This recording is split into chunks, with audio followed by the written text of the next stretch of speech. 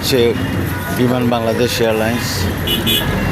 ঢাকাতে আমি অবস্থিত, ঢাকাতে একটি বাসে আছি। এখন এই মুহূর্তে এই রোডের যে এই রাস্তা, 4 লাইনে যে রাস্তাটি অবস্থা এবং চলাচল, ট্রাক, বাস বা প্রাইভেট কার অথবা এগুলা হোন্ডা সহ ইত্যাদি বিষয়ে চলাচলের বিষয়ে তারা কী ধরনের কী সিস্টেমে তারা পারাপার হচ্ছে, যাত্রীকে বহন করে এবং নিরাপদ স্থান পৌঁছাচ্ছে। এর মধ্যে আংশিক কিছু বাস আছে যেগুলো